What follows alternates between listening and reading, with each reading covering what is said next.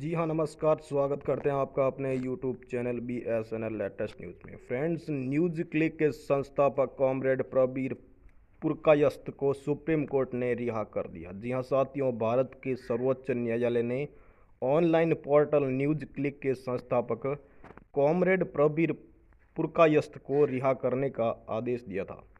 Court ने कहा है कि उनकी गिरफ्तारी कानून के मुताबिक अवैध थी। कॉमरेड प्रबीर पुरकायस्थ को कठोर UAPA के तहत गिरफ्तार किया गया था और 3 अक्टूबर 2023 से तिहाड़ जेल में रखा गया था। सरकार ने कॉमरेड के खिलाफ मनगढ़ंत आरोप लगाया था। प्रबीर पुरकायस्थ ने कहा कि उन्हें चीन से पैसा मिल रहा था और अपने डिजिटल मीडिया के जरिए इसका इस्तेमाल देश विरोधी प्रचार के लिए कर रहा था। यहाँ यह बताना जरूरी है कि श्रीमती द्वारा घोषित आपातकाल के दौरान कॉमरेड प्रबीर पुरकायस्थ को भी जेल में डाल दिया गया था। इंदिरा गांधी प्रबीर पुरकायस्थ एक प्रगतिशील विचारक लेखक है और मोदी सरकार की जन विरोधी नीतियों के कटु आलोचक है। BSNL कॉम को हार्दिक बधाई देता है प्रबीर पुरकायस्थ। वहीं अगली बड़ी अपडेट की बात कर लें तो साथियों, BSNL की निदेशक मानव संसाधन के साथ बैठक। BSNL के प्रतिनिधियों ने कर्मचारियों के कुछ महत्वपूर्ण मुद्दों पर चर्चा करने के लिए कल 14 मई 2024 को निदेशक HR श्री कल्याण सागर निप्पानी के साथ बैठक की। सुश्री अनीता जौहरी PGM, SR Shri SP Singh PGM स्थापना और GM तकनीकी प्रशिक्षण भी उपस्थित थे। अनिमेश मित्रा अध्यक्ष श्री गुड्डन्ना AGS और अश्विन कुमार आयोजन सचिव ने चर्चा में भाग लिया। बैठक में निम्नलिखित बिंदुओं पर चर्चा की गई। नंबर 1, औपचारिक बैठक के त्रुटिपूर्ण विवरण। BSNL ने 19/3/2024 को निदेशक के साथ आयोजित औपचारिक बैठक के त्रुटिपूर्ण मिनटों पर अपना विरोध दर्ज कराया। यह बताया गया कि औपचारिक बैठक बहुत सौहार्दपूर्ण और सकारात्मक थी। जी हाँ साथियों, लेकिन बाद में प्रबंधन द्वारा जारी किए गए मिनट्स त्रुटिपूर्ण थे और बैठक में हुई वास्तविक चर्चा और निर्णयों को प्रतिबिंबित नहीं करते थे। निदेशक ने इस संबंध में BSNL द्वारा लिखे गए दिनांक 14 मई 2024 के पत्र को स्वीकार किया। उन्होंने PGM को BSNL के विरोध पत्र पर गौर करने और आवश्यक कार्रवाई करने का निर्देश दिया। वहीं अगली बड़ी अपडेट की बात कर लें तो फ्रेंड्स, पंजाब सर्कल में JTO लाइसेंस रद्द करना दूसरा बिंदु है। BSNL पंजाब सर्कल में आयोजित JTO LICE को रद्द करने के अपने फैसले की समीक्षा करने के लिए प्रबंधन पर लगातार दबाव बना रहा है। कल की बैठक में यह मुद्दा एक बार फिर उठाया गया और पुरजोर मांग की गई कि प्रबंधन तुरंत अपने फैसले पर पुनर्विचार करें। जी हाँ साथियों, निदेशक ने जवाब दिया कि इस मामले पर CMD BSNL के साथ चर्चा की गई थी, लेकिन कोई समाधान नहीं निकल सका। उन्होंने बताया कि पंजाब सर्कल में मौजूद JTO की रिक्तियों को स्टिंचक स्कीम के तहत पहले ही खत्म कर दिया गया था। उन्होंने आगे कहा कि आज की तारीख में पंजाब सर्कल में JTO अधिशेष में है और इसलिए प्रबंधन JTO LICE को रद्द करने के अपने फैसले पर पुनर्विचार नहीं कर सकता।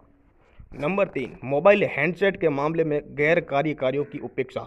जी हाँ साथियों, BSNL के प्रतिनिधियों ने मोबाइल हैंडसेट की आपूर्ति में भेदभाव पर स्पष्ट रूप से अपना विरोध व्यक्त किया। हाल ही में प्रबंधन ने अधिकारियों द्वारा मोबाइल हैंडसेट खरीदने की लागत की प्रतिपूर्ति के लिए राशि बढ़ा दी है। जी हाँ साथियों, वहीं इस मामले पर गैर कार्यकारियों के साथ भेदभाव किया जाता है। इस मामले पर BSNL पहले ही CMD BSNL को एक कड़ा पत्र लिख चुका है। कल की बैठक में BSNL ने इस मुद्दे को जोरदार ढंग से उठाया और मांग की कि गैर कार्यकारियों को भी मोबाइल हैंडसेट मुहैया कराया जाना चाहिए। निदेशक मानव संसाधन ने BSNL को विचारों और धैर्यपूर्वक सुना और मुद्दे पर गौर करने का आश्वासन दिया। नंबर 4, पति पत्नी के आधार पर लागू नियम 8 स्थानांतरण मामलों पर विचार करना। बार बार BSNL ने शिकायत उठाई कि BSNL प्रबंधन अधिकारियों विशेषकर JE द्वारा पति या पत्नी के आधार पर स्थानांतरण के अनुरोधों पर विचार करते हुए DOPNT के आदेशों को लागू नहीं कर रहा है। कल की बैठक में यह मुद्दा एक बार फिर उठाया गया और मांग की गई कि प्रबंधन को पति पत्नी के आधार पर नियम 8 स्थानांतरण मामलों पर विचार करना चाहिए। निदेशक ने PGM स्थापना को ऐसे अधिकारियों के नाम एकत्र करने का निर्देश दिया। उन्होंने यूनियन को इस विषय पर आवश्यक कार्रवाई करने का आश्वासन दिया। नंबर 5, पुनर्गठन योजना की समीक्षा। बीएसएनएल लगातार प्रबंधन पर दबाव बनाकर पुनर्गठन योजना की समीक्षा करने की मांग कर रहे हैं। बीएसएनएल की शिकायत है कि रिक्तियों के अभाव में कई सर्कलों में जेटीओ, एलआईसीई, जेई, एलआईसीई आदि का आयोजन नहीं किया जा सका, क्योंकि पुनर्गठन योजना के तहत हजारों पद पहले ही समाप्त कर दिए गए हैं। बीएसएनएल मांग कर रहे हैं कि मंजूरी मानदंडों में ढील दी जानी चाहिए और कल की बैठक में एक बार फिर मांग की गई कि बीएसएनएल प्रबंधन जल्द से जल्द रीस्ट्रक्चरिंग की समीक्षा पूरी करें और बीएसएनएल की मांग पर विचार करें। निदेशक ने जवाब दिया कि कॉरपोरेट कार्यालय लगातार इस पर काम कर रहे हैं और आश्वासन दिया गया कि इसे जल्द ही पूरा कर लिया जाएगा। उन्होंने संघ को अपना भी प्रस्ताव देने को कहा। नंबर 6, छूटे हुए खेल व्यक्तिगत की कैरियर प्रगति। बीएसएनएल लंबे समय से छूटे गए खेल कर्मियों के करियर में प्रगति के मामले उठा रहे हैं। कल की बैठक में एक बार फिर निदेशक एचआर के साथ इस मुद्दे पर चर्चा हुई। बीएसएनएल ने पुरजोर मांग की कि छूटे हुए मामलों पर जल्द से जल्द विचार किया जाना चाहिए। निदेशक ने मानव संसाधन ने आश्वासन दिया कि आवश्यक कार्रवाई शीघ्रता से की जाएगी। वहीं अगली बड़ी अपडेट की बात कर लें तो फ्रेंड्स, समूह स्वास्थ्य बीमा योजना की नवीनीकरण हेतु बैठक कल 15 बजे यानी कि 3 बजे कॉरपोरेट कार्यालय के मीटिंग हॉल में बैठक हुई। श्री संजीव त्यागी पीजीएम ने बैठक की अध्यक्षता की। अन्य 3 अधिकारियों के साथ बैठक में सभी मान्यता प्राप्त यूनियन और एसोसिएशन के प्रतिनिधि उपस्थित थे। बीएसएनएल का प्रतिनिधित्व कॉम द्वारा किया गया था। गुडन्ना सी के एजीएस और com Ashwin Kumar OS CHQ। बैठक में बीएसएनएल प्रबंधन द्वारा ओरिएंटल हेल्थ इंश्योरेंस एवं स्टार इंश्योरेंस कंपनी द्वारा दिए गए प्रस्तावों को प्रस्तुत किया गया। लंबी चर्चा के बाद सभी यूनियनों और एसोसिएशनों का विचार था कि चालू वर्ष के नवीनीकरण के लिए प्रीमियम दरों में कोई वृद्धि नहीं होनी चाहिए। कर्मचारियों द्वारा बीएसएनएल RS योजना के तहत दावा करने के लिए कुछ यूनियनों और संघों द्वारा सह भुगतान विकल्प भी सुलझाया गया था। जी हाँ साथियों, बैठक के अंत तक ओरिएंटल हेल्थ इंश्योरेंस के प्रतिनिधि बैठक में भाग लेते हैं। उपरोक्त सभी यूनियनों और एसोसिएशनों के सर्वसम्मत निर्णय से ओरिएंटल हेल्थ इंश्योरेंस कंपनी को सूचित किया गया।